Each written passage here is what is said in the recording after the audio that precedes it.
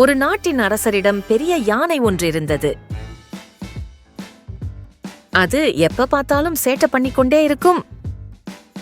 ஒரு நாள் சேவகர்கள் அந்த யானைக்கு சாப்பாடு கொடுக்கும்போது அந்த யானை அதை சாப்பிடாமல் அழுது கொண்டே இருந்தது. இந்த யானைக்கு என்னதான் ஆச்சு?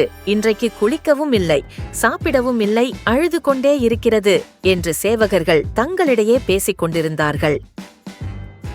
அவர்கள் அரசனிடம் சென்று, அரசே, யானை இன்று குளிக்கவும் இல்லை, சாப்பிடவும் இல்லை, எப்போ பார்த்தாலும் அழுது கொண்டே இருக்கிறது.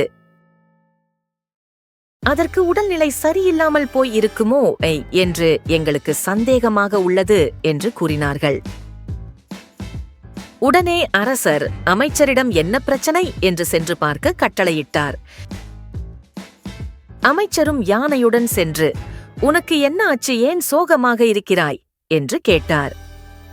அதற்கு யானை எந்த பதிலும் கூறாமல் அழுது கொண்டே இருந்தது.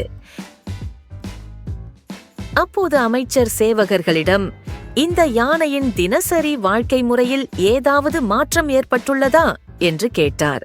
அதற்கு சேவகர்கள், அப்படியெல்லாம் இல்லை.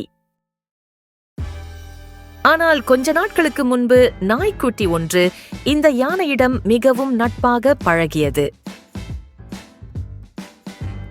அதை இந்த ஊர்ல உள்ள ஒருவர் பார்த்து கொண்டு அந்த நாய்க்குட்டியை விலைக்கு கேட்டாரு. நாங்களும் அவரிடம் அந்த நாய்க்குட்டியை விற்றுவிட்டோம் என்று கூறினார்கள். அமைச்சர் தான் கேட்டவை அனைத்தும் அரசரிடம் சென்று கூறினார்.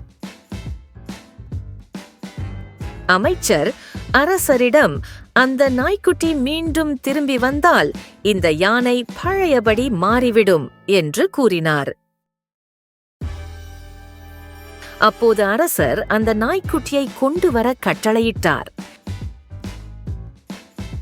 சேவகர்கள் ஊர் மக்களிடம் சென்று அரசர் கட்டளை பிறப்பித்துள்ளதை கூறினார்கள். யார் அந்த நாய்க்குட்டியை கொண்டு சென்றார்களோ அவர்கள் இன்றைக்கு அந்த நாய்க்குட்டியை மீண்டும் அரசரிடம் கொண்டு ஒப்படைக்க வேண்டும், இல்லையென்றால் கடும் நடவடிக்கை எடுக்கப்படும் என்று சொன்னார்கள். இதை கேட்ட அந்த நபர், எதற்கு வம்பு என்று அந்த நாய்க்குட்டியை மீண்டும் கொண்டு அரசவையில் ஒப்படைத்தார். நாய்க்குட்டியை பார்த்த யானை மிகவும் மகிழ்ச்சி அடைந்தது. மீண்டும் அந்த யானையும் நாய்க்குட்டியும் நண்பர்களாகவே இருந்தனர். நீதி நட்பை வாங்கவோ விற்கவோ முடியாது.